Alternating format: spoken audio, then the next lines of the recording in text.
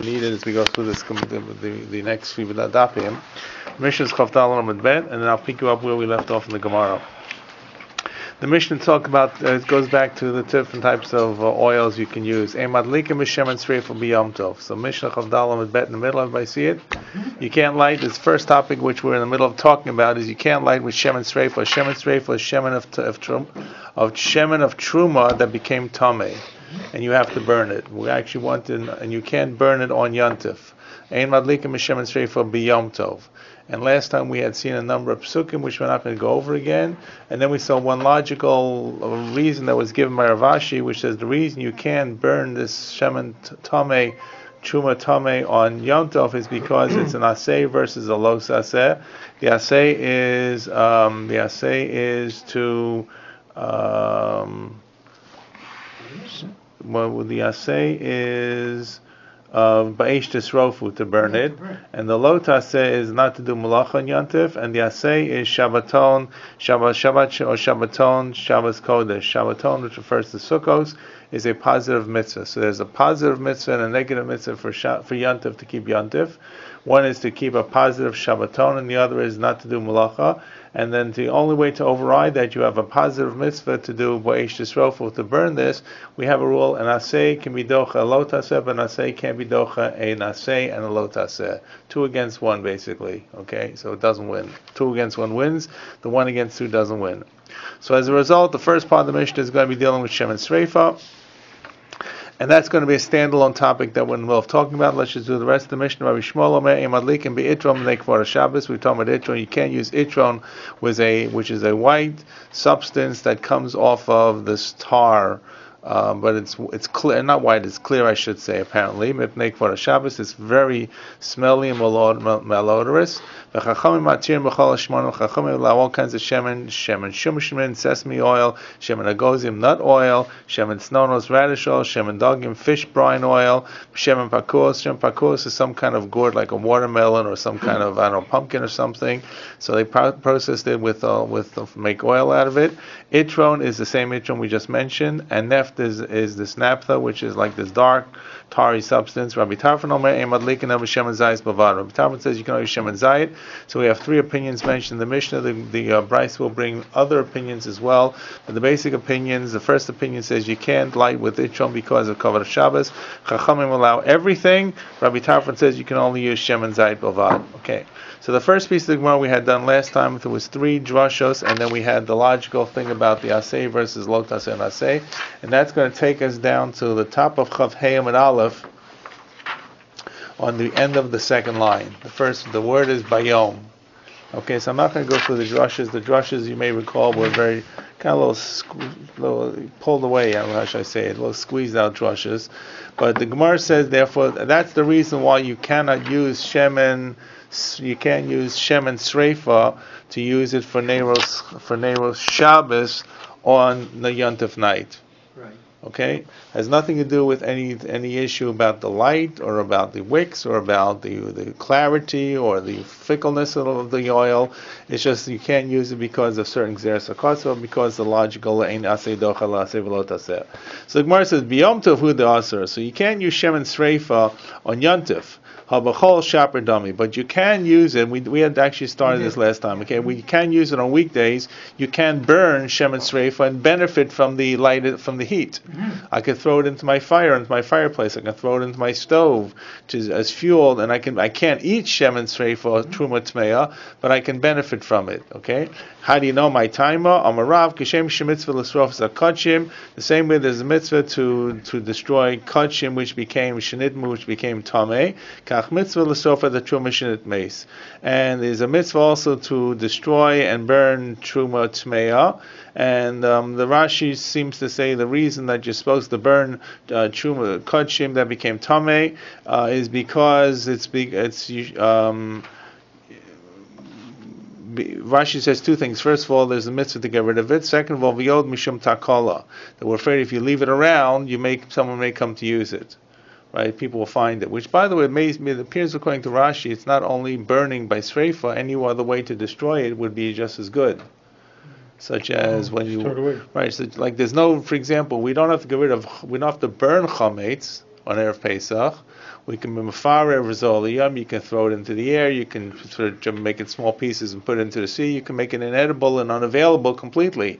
You can't just throw it into the sea. The animals will eat it, but you can get rid of it in any other way except the best way to ensure that it's unedible is really to throw it into the fire. So the same thing here. It looks like the practical way to get rid of it would be to burn it. Plus, guess what? You can actually get benefit from it. You're not going to get any benefit if you chop up this truma tzmei into little tiny pieces that are paper thin and you throw them in the air, or you chop it up and throw it into the sea and disperse it that way. But this way you can actually benefit from it. So you see, there's a mitzvah to sofer the esrei for shnet meis. The Amar Torah, and the Torah says, and we haven't told you where the Torah says, is b'shas biura tehenim memeno. When you destroy it, when you get rid of it, you're allowed to actually have benefit from it. You cannot eat it, but you can benefit from it. So now, we just started this piece last time. So, Heicha Amar Torah. So the Gemara says, well, you just told me now that there's a Torah tells me that when I do destroy it, I can benefit from Truma Tmeah. How do you know this? Because many times there are things that you have to destroy, you cannot benefit from. Okay? So, for example, you can't benefit from chametz on Pesach. Right? You see, and I have to destroy it. If I find the halacha-theory, I really have to get rid of it. And that's a case where I can't simply throw it up in the air. I'm not destroying it. I really have to actually burn it at that point. So not on Yantif, on halacha-theory. On Yantif, if you found chametz on Yantif, you cannot touch it because it's muksa. Okay, and that's the old squirrel who comes awake from at the end of the winter and is looking for stuff and finds some bread crumbs or bread pieces on your neighbor's lawn and schleps them over to your lawn. Yes.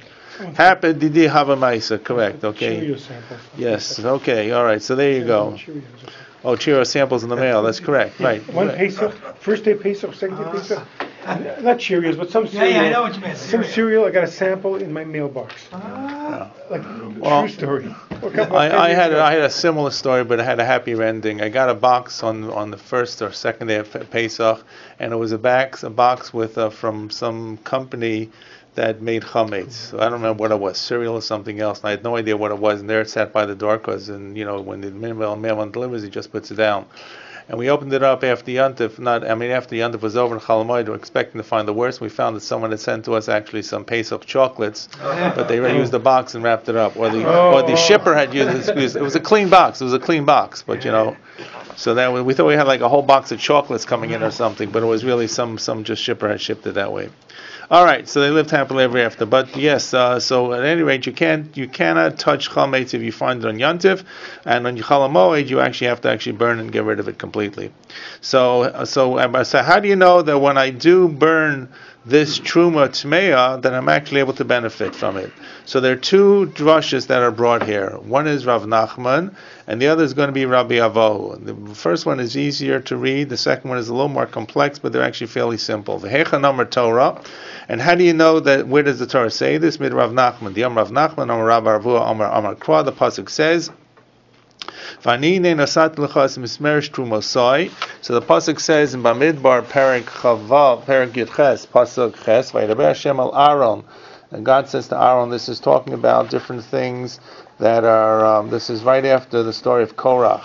So there's a number of things that come up about to reinvigorate Aaron, to show Bnei Yisrael that Aaron is the real Kohen, not that like Korach wanted to be the Kohen. So the number of mitzvahs come up after they put away Mate Aaron, and one of them is Vayidaber Hashem al Aaron Vayidaber Hashem al Aaron V'anina Inyan Asat L'chas Mishmeres Trumosai. I've given to you Mishmeres, the safeguard of my trumos, L'chol Bnei Yisrael, L'chol Gachei Bnei Yisrael, L'chol Nasatim, L'mashcha L'vanecha L'chal Kalam. I've given you the heave offerings, they call it truma, and all the sanctity children. I've given them to you for distinction and for your sons as eternal portions. And this is talking about the matnos kahuna, one of which is the first one. It really looks like it's about truma. It says mishmeres trumosai, and then it actually talks about other matnos kahuna as well. But the fact that it says mishmeres trumosai, you would normally expect to say trumasai, my truma. I'm giving you the safeguard of my truma, but it says trumosai. So the drush is there are two types of truma. Was truma? It's two types of truma. Only a drusha could come up with this: truma tahora and truma tameya. Okay, you probably come up with all kinds of ways to separate truma A and truma B. but I'm giving it to you. So once you accept the drush is truma is referring to multiple types of truma, or two types of truma. B'shtei trumos hakas medaber. The pasuk is talking about two types of truma. It's not completely out of pshat. It's a semi-reasonable drush, semi-pshat drush, I should say. They're all reasonable. B'shtei trumos hakas medaber. Achas truma tahora, v'achas truma tameya. And so that's great. But what does the pasuk give? Ani hinei nasati lecha. Yom rachmana lecha. I gave it to you. Shelecha tehei. It's yours. Lasaga tachas tavshilcha. I've given it to you. So truma tahora we know is given to you because you're going to eat it. Your kohanim, you and your children, your descendants will eat the truma that you get from Bnei Yisrael. Truma tahora. But truma tamei you can't eat. What are you going to do? How is it yours? I didn't give it to you. Right. So you probably would say, well, it therefore must be referring to some different type of truma that we don't understand it, but this is the drasha that they've accepted, and therefore it means that truma tameh that you have to get rid of and you have to burn, but at least it's going to be yours, you can get some benefit. How can you get some benefit from it? Put it under your fire, put it in your fire and use it to use it as fuel. Okay, so therefore it's mutar barnah. So that's the first drasha that tells us b'shas biura tehene miyemeno, you can have benefit from the truma tameh. V'boy seima, another drasha, choice drasha B, mid Rabbi Avo, Diyama Rabbi Avo, Rabbi Yochanan. This is a little more complex, though you might remember this. In Parshas Kisavo, okay, the beginning of Parshas Kisavo is, you surely will remember, but we're not going to deal with it tonight. That's the Parsha of Aramei Doved Avi. This is when you bring the Bikurim to the Beis HaMikdash, and this is the skeleton of the Haggadah. Right, this is the basic structure, Arami, Avi, and so forth and so on, which we're not going to talk about. And then that's the first 12 psukim of Parshat Kisavo. Beginning in Pasuk Yud Bet, it says, Kisachalel aseret kol masat chvascha b'shana shlishit shnat maaser. When you're going to clean out, when you'll finish tithing every tithe of your produce in the third year, which is the year of maaser, and I can explain that to you. Then you've been asat la Levi, you give it to Levi, the ger, the yasan, amon, v'achlu b'sherecha v'sveyo. So notice what the pasuk says, and this is simple pshat, that there's going to be a cycle. There's a cycle of 7 years. It's really two cycles of 3 years and 3 years. On years 1 and 2, you give truma and you give ma'aser rishon, which you give to the Levi, truma to the Kohen, ma'aser rishon to the Levi, ma'aser sheni you take to Yerushalayim. Okay. On year 3, you give truma, ma'aser, and instead of giving ma'aser sheni, you give ma'aser ani to the ani. So that's 1, 2, 3, and then the same thing is 4, 5, 6. So notice what the pasuk says: when you have finished the cycle of giving all the maasers, which is going to be in the third year, b'shana shlishis, you've done all the entire rotation, which is only going to be after 3 years. And that's what the pasuk says: b'shana shlishis, shnas ha'maser, the shna of the maser that you only give once every 3 years, which is ma'aser ani. And you've given it to the Levi, he got his Ma'aser Sheni in year 1 and 2, and 4 and 5, and you gave it to the Ger, the Yasan, the Almana, these are the poor Ma'aser Ani, you gave in year 3 and 6. And then you're going to have something called Bir Maisros. You have to make sure that you have to give out this Maiser after you've done the 3 years. There should be nothing left over. According to Chazal, we understand this to be the Pesach of the 4th year. By the Pesach of the 4th year, the same way that your tax year ends in December 31st and you have until April 30th to file your returns, right? So the same way the 3 years ends in the end of the 3rd year, which is going to be, I think, Pesach of the 3rd year, then you have a year to make it up, to clean up any back taxes, any back dues, any back ma'aser and trumos that you didn't give. And when you finish that, or this will be the 4th year, Pesach of the 4th year, does not say that in the Torah, but that's the Masorah. You're going to say before Hashem Alkecha, and this ideally should be said in the Beis HaMikdash, this declaration. If a person does not go to Aliyah L'Regel, they can say it actually anywhere, you say, Biarti min HaKodesh min Abayis, I got rid of all the Kodesh in my house, V'gam Nesativ, I gave La Levi, La Ger, La Yasan, V'almana, V'kachometz V'ascha Shetzivani, Tzivisani, I did all the mitzvahs you told me to, Trumos, Ma'aser Rishon, Ma'aser Sheni, Ma'aser Ani, Lo Avarti min I didn't transgress any of the mitzvos, and I didn't eat it. And here's where it gets a little tricky in the pasuk. It says, so the next pasuk says, Lo achalti bioni mimenu, I didn't eat it while I was an onain. Well, it was an onain. An onain is a period of time between death, right, misa and kfura. It would actually probably may also mean avel too. I think, I'm not sure, maybe not. V'loviarti mimenu b'tomei, and I did not eat it. I did not get rid of it b'tomei while in tumah, while I was tamei. V'lo nasati mimenu l'meis. I didn't give it to, and I didn't give it for the needs of the mace. In other words, I didn't use it for aron or tachrichim, says Rashi. So Chazal understand this pasuk v'lo v'yarti mimenu b'tamei, and here's the tricky part that you have to accept about the drasha, that this is talking about Meiser Sheni. When it says Lo v'arti mimenu b'tomei, it means I didn't burn it when it was tomei, not but when I was tomei. I did not Lo v'arti mimenu. First of all, it's only referring to Meiser Sheni. That's how the Gemara. You'll see that in a moment. Even though it started, you say even though it seems to talk about everything, right? It seems to talk about everything that he's done. But this pasuk, this part of the pasuk, seems to refer specifically to referring to Meiser Sheni. And when it says Lo v'arti mimenu tomei, does not mean that I was tomei. It means when the item was tomei. I guess if I became tomei, then the item that I would eat would become tomei. But I didn't burn it. Doesn't even say v'lo achalti. Lo achalti bioni mimenu. V'lo v'arti mimenu b'tomei. I didn't destroy it when it was tomei. So there's somehow a drasha here, which Chazal and the Torah SHABBAT 25A understand to refer to not to burn it, not to destroy something when it's tomei, and they understand to be referring to Meiser Sheni. But that during Yontif, is that? No, I didn't say anything about Yontif. So there's, I thought we Period. could burn it. We shouldn't? Yes, this is Meiser Sheni. Meiser Sheni. Meiser Sheni. But not Truma. Not Truma, Meiser Sheni. Meiser Sheni. Okay, that's the part you have to accept about the drasha, which is not the simple meaning of what the pasuk is. Because the simple meaning seems to be referring to everything else, everything that there is. Truma, Meiser Rishon, Meiser Sheni, Meiser Rani, and so forth. But Chazal understand this, I think they understand the whole thing to actually referring just to Meiser Sheni. Okay, this pasuk itself, Lo chalti mimenu b'mein, v'lo v'yad mimenu tomei, v'lo nsad mimenu l'mei, shemat b'kosher malakasi, kosher zivnot sani. Okay, so they understand to be referring to Meiser Sheni. I'm not sure why, but you'll see that very clearly in the psukim, in the drasha here. So what's wrong with burning it when it's tomei? What's wrong with the pasuk says you can't do it. So what are you supposed to do? What you're supposed to do? So it actually means I can't benefit when I burned it. That's how they're going to understand it. No, not I didn't burn it, but I didn't eat it, as if to say I didn't eat it, I didn't benefit from it when when the item was tomei. Right? It's a drasha. I really can't do better than that. If you look in Rashi in your Gemara on the second short line, right? Lo v'yarti mimenu. So Rashi says b'meiser sheni kasev. Okay? B'tamei ben shani tamei ben shu tamei. So it means I can't burn it, but I can't really benefit. Lo v'yarti means I didn't benefit from it when I burnt it. That's also part of the drasha. Okay? So, or maybe it means I can't burn it either. Maybe it means I can't burn it. I'm not sure what to do with it. Okay.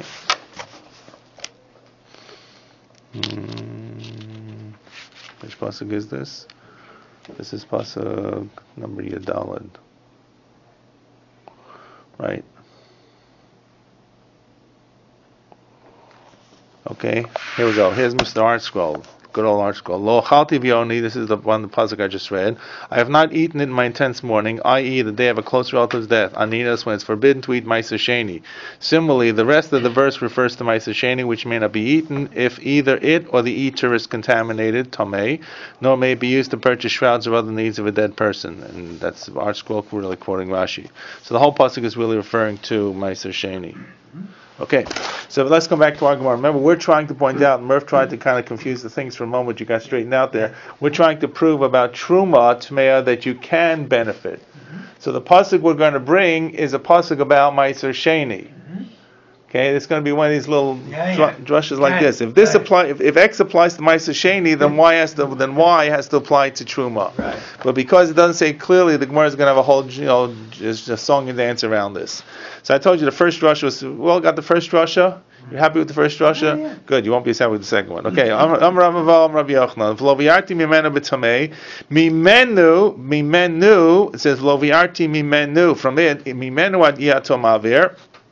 From it, which is Meiser Sheni, you cannot burn it. Avalatom avir shemen shel truma shenit meis. But you can burn shemen of truma that became tamei. All right, period. Now, so one tricky part about this drasha, it doesn't really say about truma in the pasuk. It talks about Meiser Sheni. Second of all, it seems to say you can't burn it, but you can burn truma. It doesn't really say that you can use truma when you burn it. No, but But the assumption is that it's preferable to burn it to use it, I guess. It doesn't really say, it's not as clear as the other pasuk, which made it very clear that the way that mishmeres trumosai, there's two kinds of truma and it's yours to use. It just simply says you're going to get rid of it. I guess, okay? Why does the pasuk say mimenu rather than mimeno? The feminine. It's Meiser Sheni. Meiser is Lashon Zachar. Oh, Meiser. Okay. Okay. All right. Okay. I'm going to, right. Okay. Yeah, and it's clear they didn't have look.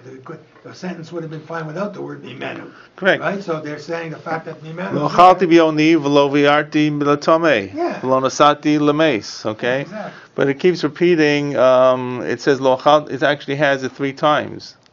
Right. Lo chalti bioni mimenu v'lo viarti mimenu b'tamei v'lo nasati mimenu l'meis. Okay. So maybe it's actually the fact that it repeats mimenu again 3 times. There's an extra mimenu. Not clear. So v'lo viarti mimenu b'tamei mimenu v'atomav shemen shel truma shenit meis.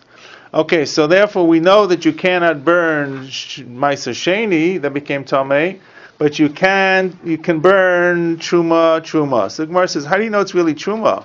V'yema, let's say something else. Mimenu yatomavir, avatomavir shemen shel hektish shenitmu. Let's say that I can't burn Meiser Sheni, but I can burn shemen of hektish, like you bring when you bring a korban mincha. The mincha is made together with shemen, and there's also in this case shemen that come with certain korbanos.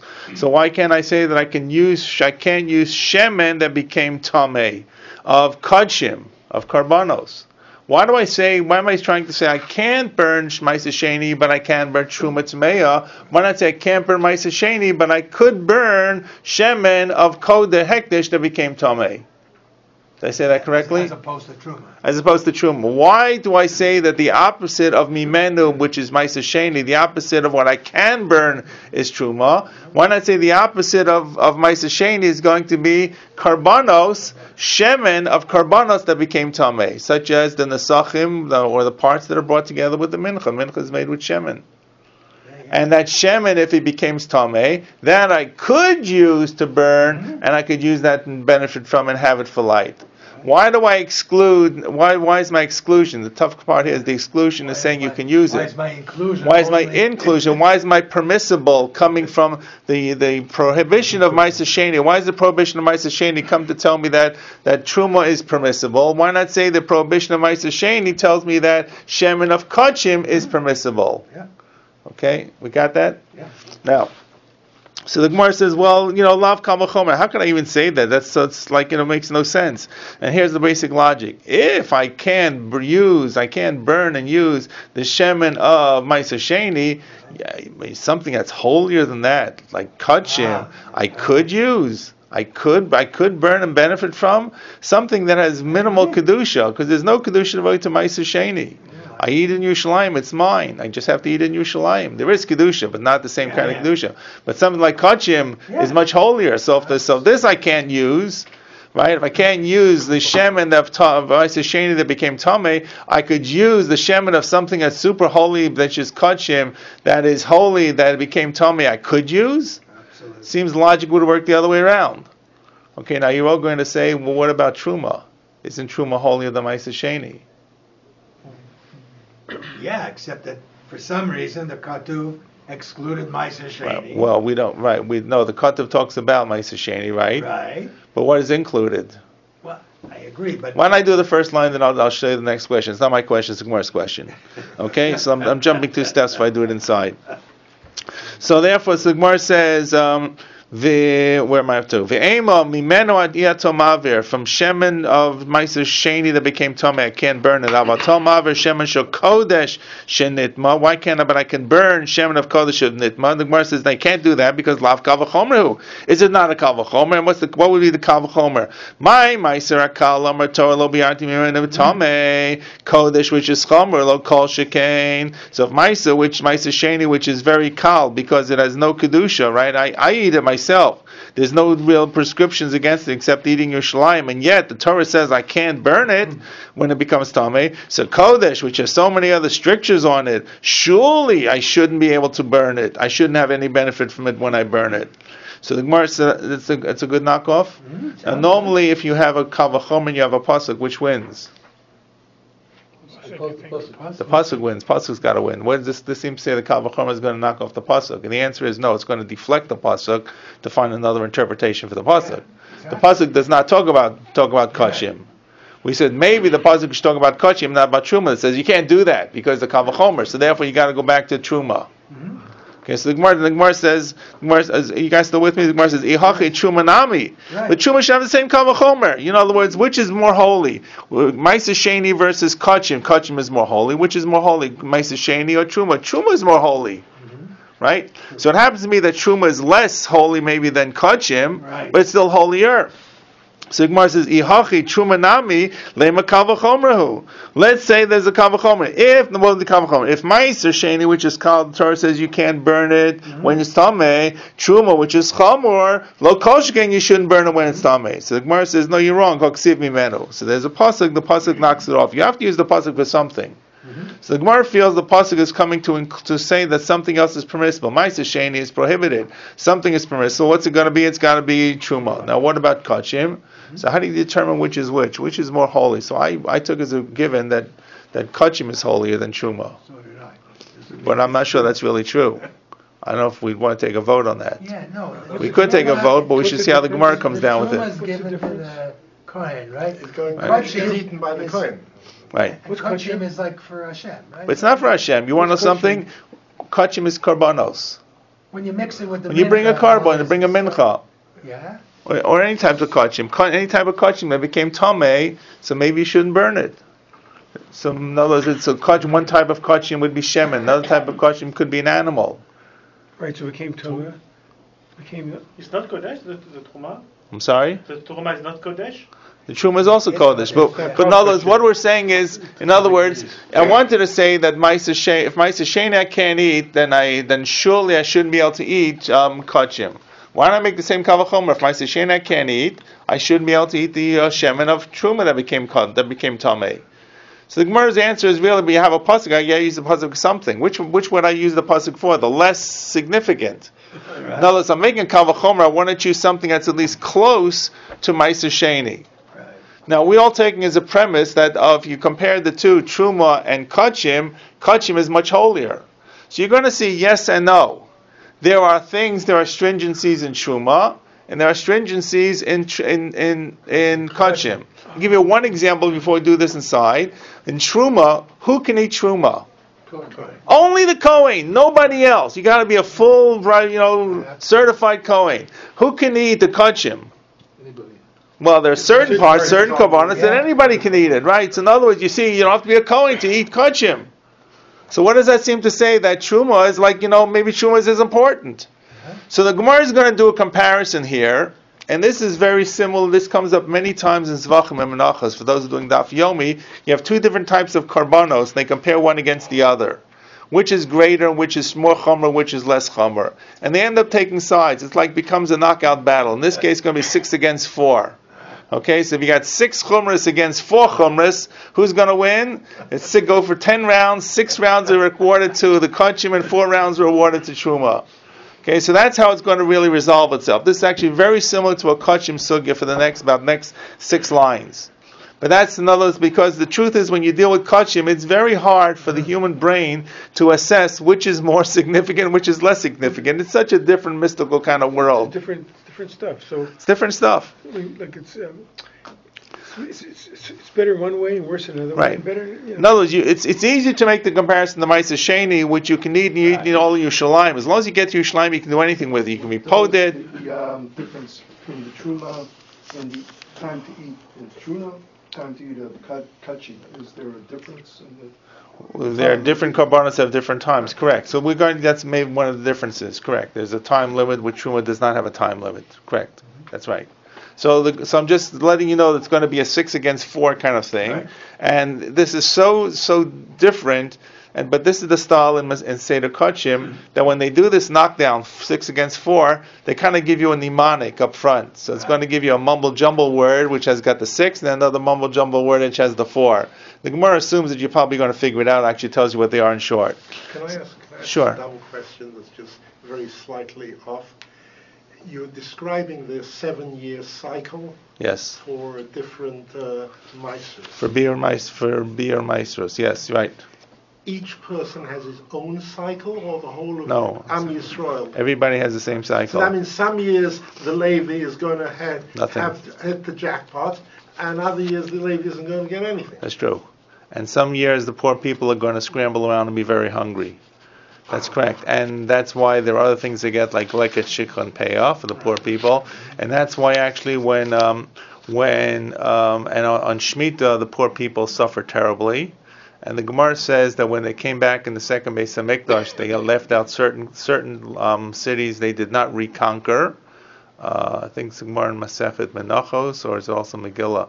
When they came back in Beit Sheni, they purposely didn't reconquer some cities with Kedusha Shniya, in order, not because they didn't conquer them, but in order that the Aniyim would have food to eat on Shemitah, that they could plant on Shemitah, because it didn't have Kedusha as Eretz Yisrael. Certain outlying areas, the edges of Eretz Yisrael, like in the Galil, like Beit Shan, I think, is one of the examples, or if not Beit Shan, then one of the other cities nearby, which was not included in order that they could be able to work on Shemitah. Yes, but it means that the Levi was not going to get his cut of 10% on the third and sixth year, right? It was not so good being a Levi. I agree. Okay, I'm a Levi. Okay, it was not so good being a poor person either. Okay, in other words, there is a social net. There's a social net for poverty programs in ancient Eretz Yisrael, which was fairly revolutionary compared to what would exist in other cultures. But we did not have the things that probably our society has today. Right, correct. Certainly entitlements. That's true. Okay. So Rabbi, those areas that you say they didn't conquer, so is that a way out today for Shemitah? No, it delineates which ones they are. It's specific cities. There's bits and pieces here around. The way out for today is when the Beis HaMikdash is destroyed. Is the Kedusha Shniya still existing, or does it not exist? And this true and Shemitah. The other thing is Shemitah, and this is more applicable. The Shemitah Hayom today midoraisa, because there is no Yovel, Right. or if there's no Yovel because the Jews are not all living in Eretz Yisrael, so there's no Jubilee year. Is the Shemitah only rabbinic? And if the Shemitah is rabbinic, like many times we have rabbinic mitzvot, if there's real cause and need and ways to kind of find a terim, then you find the heter. Okay, that's one of the real reasons. Don't they buy stuff from the Palestinians? They do buy stuff from the Palestinians. It's become less acceptable today with the situation in Eretz Yisrael. It's been less acceptable. Right, but is it? It's a lot. I mean, besides the political. That's actually is a political. That is the political is halachic. But you're actually trying to support Intifada and Hamas and all these other fevra. Let me ask my question differently. So, if it wasn't the fighting and everything, but they're supplying tomatoes from Palestinian land. Yeah. Could you buy them? Yeah, if it's done by Palestinians. Like if it's bought by, whoever they have. So one of the things that they actually find is the Palestinians, Archie, some of the Palestinians go and buy it on the market from the Israelis and sell it back. Right, but there are different heterim. There's something called Lotzer Basin, which are basically the basin is hiring the workers to work for the community. There are certain parts in the southern part of Eretz Yisrael which may not be part of Eretz. I've got to be careful I say this. Which may not be parts of halachic Eretz Yisrael for Shemitah. I don't mean to say not parts of Israel. Okay, I've got to watch out here. Okay, but I'm saying in terms of looking for certain heterim in the south, and hydroponics is going to be excluded. So there's a number of other things. Okay. There are surely more halacha opportunities than there were when in the 70s when this became a big issue, 60s and 70s. Okay, and believe it or not, the security situation has made it less not just politically viable, but less halachically viable to kind of say we're going to buy everything from the goyim. I would have thought Palestinian land is also part of Israel. That's why I asked the question. That's a whole different machlokas. Is there kedusha to the land if we're not working it and we're not farming it? Is that really considered kedusha? Goyim are cultivating Israeli land. At different points of history, the Palestinian land belonged to Israel. But we're not working the land. We're not working the land. Okay. In other words, if produce grows by itself, Archie, if produce grows by itself, you can also eat this stuff in Eretz Yisrael to a certain point. Yeah, until the time. Okay. So, anyways, back at the ranch. Let's come here because it's a little complicated. I want to make sure I get through it. So at any rate, so the Gemara says, let's just bring ourselves back here. We focus ourselves, okay? So in other words, we have a drasha that says that you can use Ma'aser Sheni, you can't burn it. We're saying Ma'aser Sheni you can't burn because it's men new, but something else you can. We said you can burn Truma that became Tameh. The Gemara says, what about Kachim? So the Gemara says, Kachim is, no, that's so holy, you from a Kal V'chomer you shouldn't do it. So the Gemara says, what about the same Kal V'chomer that you apply to Truma? So the Gemara says, no, but the pasuk says Mimenu, you got to apply it to something. So now the Gemara asks the obvious question, 4 lines from the bottom. Umaro Isa means, why did you make this choice? Why did you choose to say that Truma, Ma'aser Sheni is Aser and Truma Tameh is Mutar? Why not say Ma'aser Sheni is Aser and Kachim is Mutar? Right? Why choose? Why put down? What you're really saying is, why are you treating Truma Tmeya with less sanctity and closer to Ma'aser Sheni than Kachim? So the Gemara's answer is Shekain Simon Finkan Kambamagay. Okay, in other words, that there are. I'm sorry, Mistabra Kodesh Lo Mamintinu. We're not going to exclude Kodesh because it's too holy. Shekain, because of the following 6 things, which the simon is. I'm not sure even how to read this. Pink achas or pinak achas or fanak achas. Something was something obviously meant something to someone. But in case you're wondering what it is, the Gemara tells you right away. Pigol, nosar, carbon, mila, kares, and also laone. I'll explain to you what they are. There are 6 different halachas that apply specifically to kachim that do not apply to truma. Okay, and what they are. The first one is pigol. Pigol means that if when I do any of the 4 major types of avoda, of bringing the carbon, such as shrita, such as zrika. Shrita is killing it, zrika is throwing it on the mizbeach, or they taking the komets for the mincha. I had mine to eat it past the time that you can eat it. Past the time I had the intention, my kavana, my machshava, was to eat it too late. According to Tosfos, it also includes even if I wanted to eat it outside where I could eat it. So when I shech the animal, let's say according to Tosfos, I wanted to eat this animal in Tel Aviv. All right, or it's kachi kadashim. I can only eat it in the base mikdash. I want to eat it in Yerushalayim. Now, even if I never carried that out, but my intention alone is going to make this puzzle. So make it pigul, right? Make the animal pigul. I can't use it. The carbonate can be the carbonate is puzzle. The second one is nosar. Nosar is, and this is what Tovi was asking before. Nosar means there are certain time limits that if it goes beyond that time limit, 1 day and 1 night, 2 days and 1 night, different commerce have different time limits. That there's nosar. That's a specialized halacha for kachim, not about truma. It's same in carbon pesach. It's carbon. It's a carbon. Correct. Not truma. Truma has no limit. Right? I can give it to the kohen, and if it's grain, he can keep it for as long as he wants. Right? He can't keep something fresh, but something that's storable, he can store it until he wants to use it. But Pesach is the example everybody would know about. Los asumim menu ad boker, correct.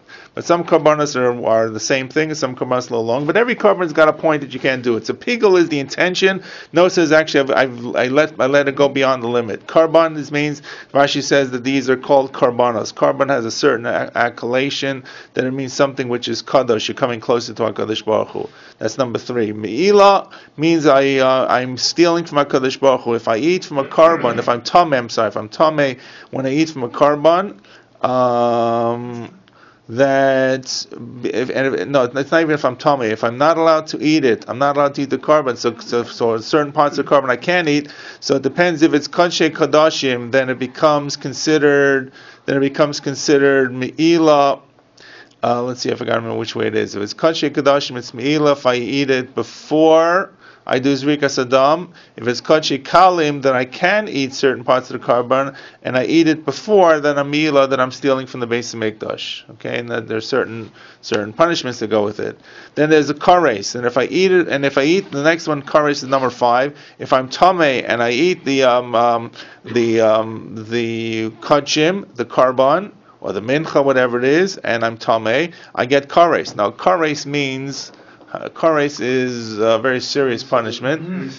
No, it's not Misa B'dei Shemayim. It's worse than Misa B'dei Shemayim. There's Kares, there's Misa B'dei Shemayim. Kares means that Kares V'Ariri means I die childless and I die before 60 years old, according to some Rishonim. I'm 50 years old, so it's, in other words, it's very specific, it's very harsh. Now, HaKadosh Baruch Hu is carrying it out, but he carries out 2 things. One is there's no children, and second of all, your children don't survive, or you die young at a certain age period, not older than 60. That's what kares is defined as. Okay? So that's a whole machlokas what kares is, but kares is like it's pretty serious.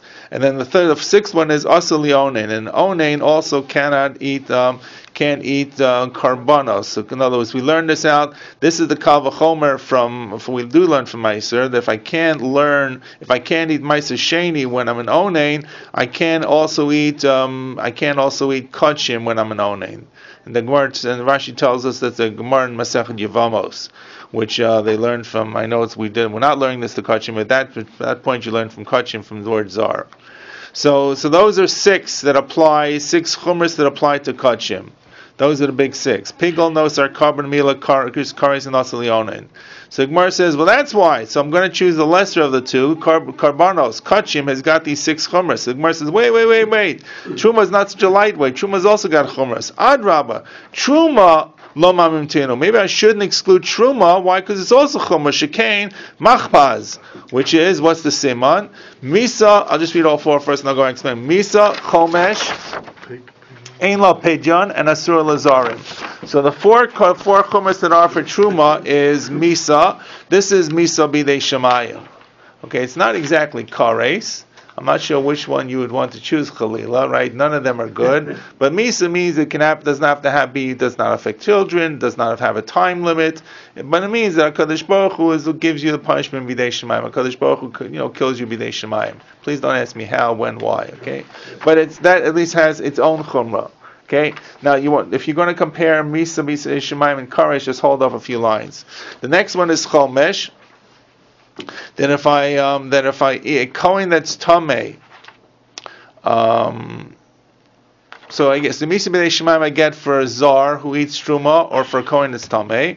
If a non-kohen eats truma, he has to bishogeg. He has to pay back an additional fifth. It's really an additional fourth. So no, it's 1/5 of the return. So for the truma yates is $100. He's got to return back $125, which would make the total equal to 6/5. How does it go now? Yeah. 6/6. Something like that. It's milbar from the outside. So one is misa, second is chomesh. You got to pay a punishment, a fine. V'yein la pejon, and the second thing is that there is no pigeon that you can transfer one to the other. So truma can't be transferred to something else, or you can transfer truma to chulin. Kodesh, there are some kachim that you can be podah. So, for example, if an animal gets a mum on it, not every carbon you can flip. That's called tmura. If I have a kosher animal, I flip to another animal. Both animals cut. But let's say an animal gets a mum, so I can then take the animal that's a mum and then transfer that kedusha to another animal. In some cases, so truma has no pigeon at all, and v'asur lazarim, and it's only permissible to kohanim. A zar, non-kohen, can have truma, whereas you know that some parts of the karbanos are given to the zarim, to the people who are not kohanim. Meiser behema, toda, and Shlom and Rashi points out. So therefore, I have four chumras for truma. So if I have to compare them against the other, 6 against 4, they're both chumar. So Gemara answers, and this is once again a typical sugya and kachim, hanach nefishin. Guess what? The kachim's got more. 6 against 4. It doesn't make a comparison which is worse and which is a greater chumrah. Just count up the numbers. Okay? It's like we're not quality, it's quantity. The first answer is basically quantity. It's like a Rabbi Ovadia Yosef Tshuva. Many times Yabi Omer, he's got an encyclopedic memory. Rabbi Ovadia Yosef would quote many times all the shitos, and basically he'd add up all the shitos, and he would always pass like the one with the most different on the side. This has got more there. Boom. Okay, no comment. It's just a way of doing psak. Okay, so that's the first. The first answer is quantity versus quality. The second answer is it's really quality. Kodesh chamor, kachim is chamor, shekain onish kares, because it has kares, and that trumps everything. That's the biggest chumah that there is. And even though the truma has misa b'dei shemayim, but nonetheless that's not the same as kares. Kares is the all-time baddie. Okay, so therefore that's the conclusion. That's the conclusion. Therefore, to conclude this piece of Gemara, what comes out of this? So the second drasha, which is the drasha of Rabbi Avahu, how do I know that I can use truma tmeya? Right. on weekday, not on Shabbos, because I can't burn kachim that tamei on not yantiv. I can't do it on yantiv, but on weekday I can do it. Is the second drush is I'm learning it from the pasuk that says lo v'yarti mimeno. Lo v'yarti mimeno b'tamei, which refers to ma'aser sheni. I can. The drush is mimeno means mimeno this, and mimeno is not something else. What's the not something else going to be truma? Why don't I make the comparison to not something else, or not something else means I could burn it to kachim, because kachim is holier. I'm only going to stretch it so far. How do I know kachim is holier? The second answer says that chorus is the winner. The first answer says it's 6 against 4. Okay. And just to finally to wrap up the sugya, there's another drush. Rav Nachman bar Yitzchak Omer Amakra Titain Lo. There's a third type of answer, a third drush. It's not really fully explained here. That how do I know that I can that I can burn truma? That truma is comes tamei. It says Titain Lo. Give it to the Kohen. Lo v'lo la'ora. I can't use it for something. V'lo la'ora means I can't use it to burn it. Which means, what it really means, the drasha is that I can't give from truma tamei on tahar. In other words, if I have truma, then if I have parts of the produce that are tamei and parts of the produce that are tahar, I can't designate the tamei part for the part that's tahar to give it to the kohen. I want to save money. So what's the best way to do something? I'll give the tamei to the kohen. So I can't give the tamei produce to the kohen as a way to give him the truma, in place of giving him the tar part. I cannot have to give truma. To give truma has to be tahar on tahar, right? Why? No. I mean, why would you do this? Why would you think? Who would think of doing this? Who would think of doing it? Because you can eat it. It's tummy. You're not a kohen. You can eat it, but the kohen can't eat it. That's exactly what the drush is. Titain lo, you give it to him. Lo lo, you got to give it to him and not to his fire. Right. No, because what else could he do it? So the drasha that the Rav Nachman bar Yitzchak is bringing, which comes from Masechus Pesachim, is talks about giving the truma to the kohen. Titain lo, I'm going to give it to him. Lo, to give it to him to use to eat. I.e. to eat. Yeah. Right, but not to give it to him, because what else could he do with it? You burn it. Not saying it's tummy. If it's tamei. Right. So, but in other words, zaytais, what do you see from this? What do you learn from this? That the truma tmeya you could burn, except I can't give it to the kohen as his truma. The drasha that we're learning that I can't give the kohen truma tmeya on produce which is tahar tells based upon the pasuk of lo, which we're dashing lo v'lo to him and not to his fire, which means I can't give him tahar on tahar, not tamei on tahar. But inter alia, what do I see from this? That he could use it. If I didn't have this drasha, I could give it to him, that he could use it to burn. You see that you can burn truma tmeya. So that's like a little bit of a an ingenious type of drasha, which is based on pasuk in Devarim Yudches. Okay, we still alive? We're still standing? Okay. Okay. So that's the end of shemoneh-esrei. Now we come back to the rest of the Mishnah. Okay.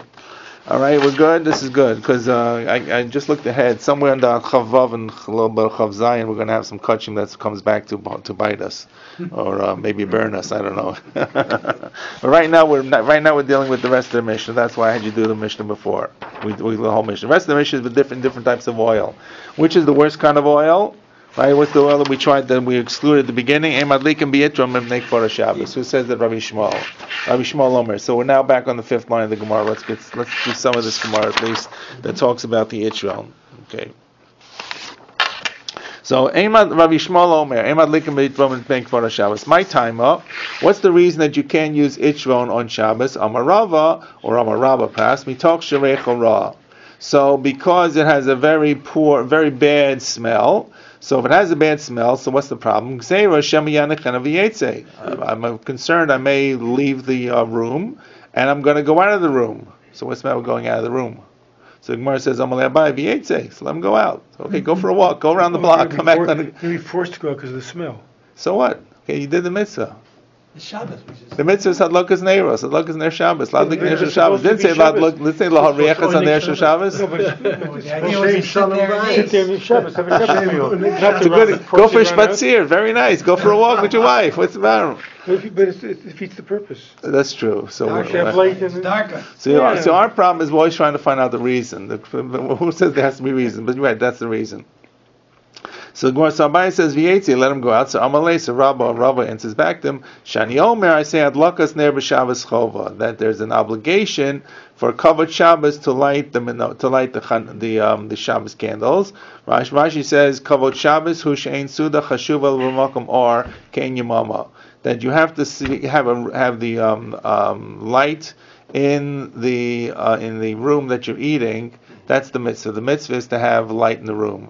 Some of the Rishonim say, if you look at Tosfos here, says Tosfos points out Perish, second Tosfos, b'makom suda the chovah yisod makom aner mishum oneg.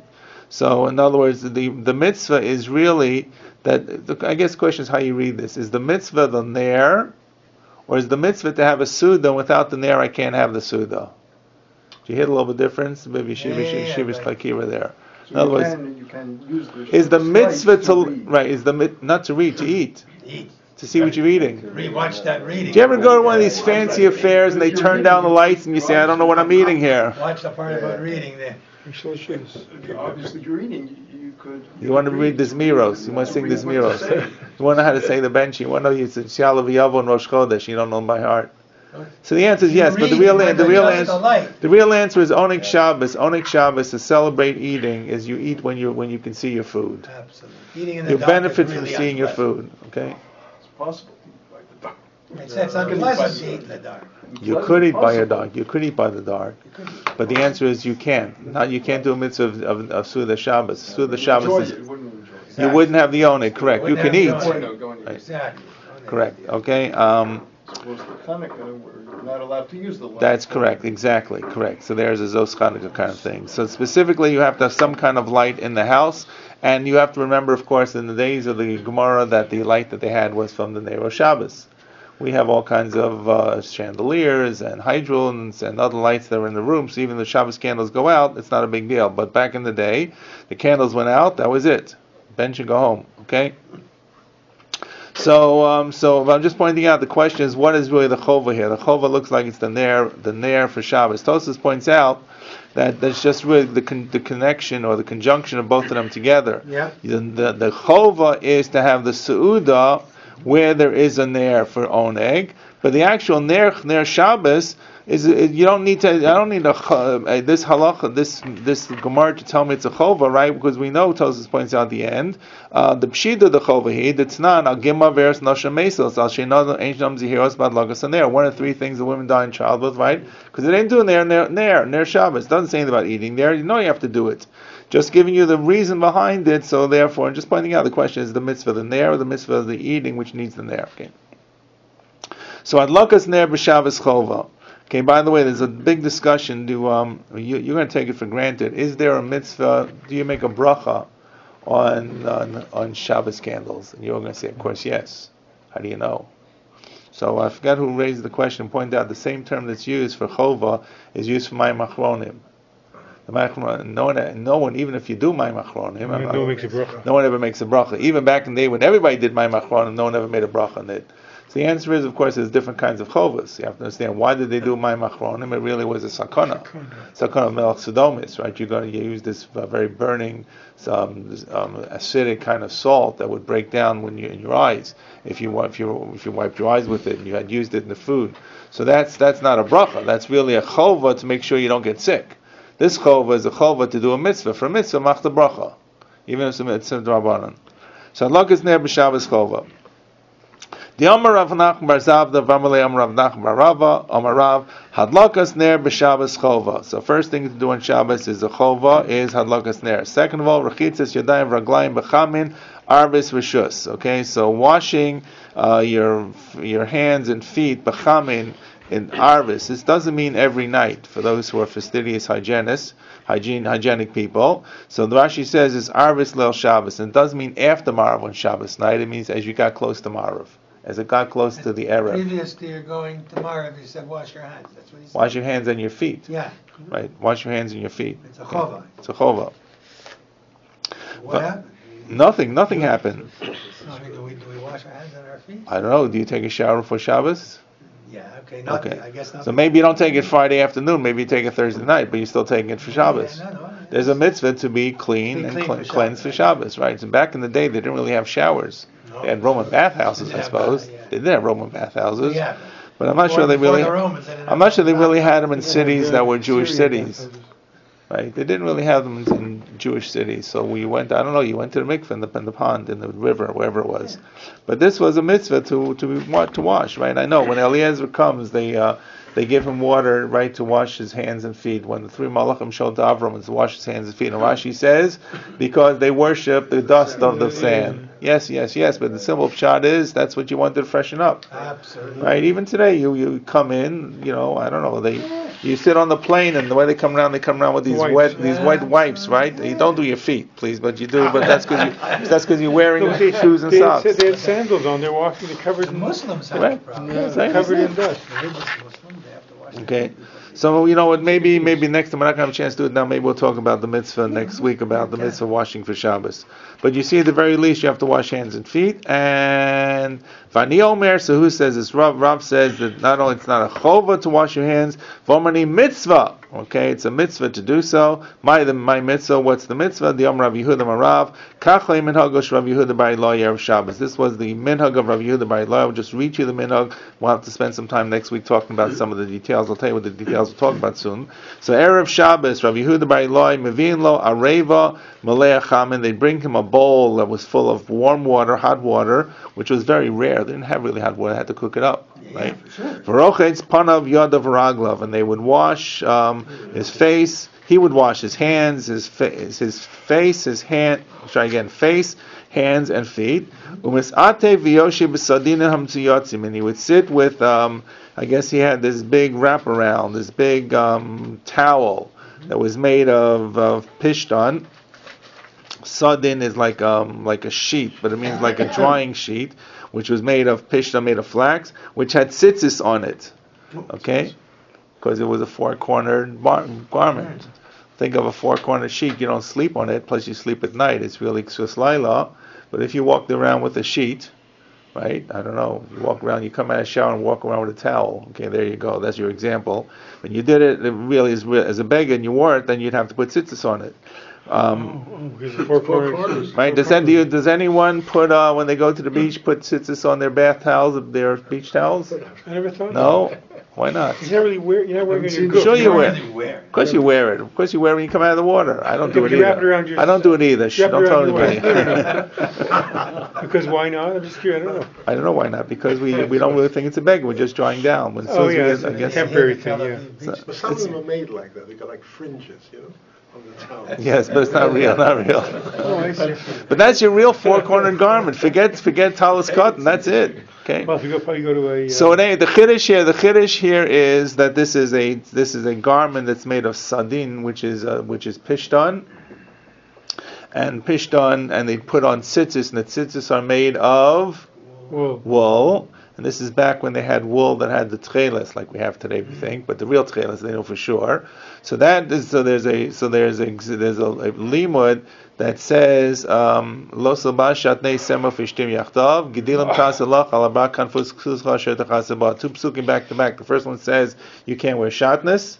Then the next pasuk that right away follows it, and the Devarim says you should put gedilim tasalach, you should put gedilim fringes al kanfus kosher techasaba. So the Gzeres HaKosav is that if you're wearing a garment that has shatnez, you should wear tzitzis. Yes, we don't do that today because the only applies to the mitzvah, the real mitzvah, which is mitzvah with tcheles. If I don't have tcheles, I'm not doing the mitzvah fully, so I can't be doche shatnez. Okay, so therefore what it says here is he's doing the mitzvah, he has these four-cornered sadinin, and he puts tzitzis on. You'll see in a moment his Talmidim did not do it. We'll have to talk about that next week. V'doma l'malach Hashem tzvalkos, he looked like the Malach Hashem. V'haya Talmidim mimi menu kanfig sustam. And these Talmidim who didn't have tzitzis on their sadinim would hide their kanfei, their edges of their garments, which they didn't have, and because they didn't have tzitzis. Amar lahem, he said to me, Bonai, my sons, my children, my students, lo kach shenisi lachem, didn't I teach you sadin b'tzitzis, a sadin, a flax garment that has tzitzis? Beis Shammai says pater, Beis Hillel says mechayvin, v'alacha Beis Hillel, and you should therefore put tzitzis on it. They try to show him that they were not doing. They tried not to show him that because they knew they'd get a reprimand. The in husavre and the Talmidim said gzerim shimksus laila, that they were concerned that this would be confused with a night garment, which is not chayvin tzitzis. So if you're not chayvin tzitzis, then it would be an issue issur of shatnez.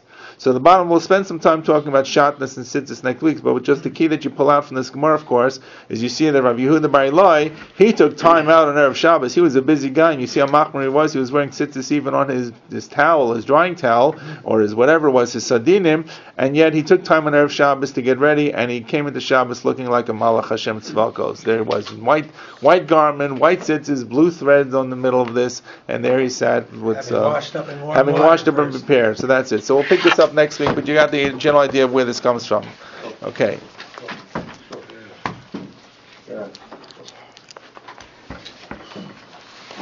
Okay.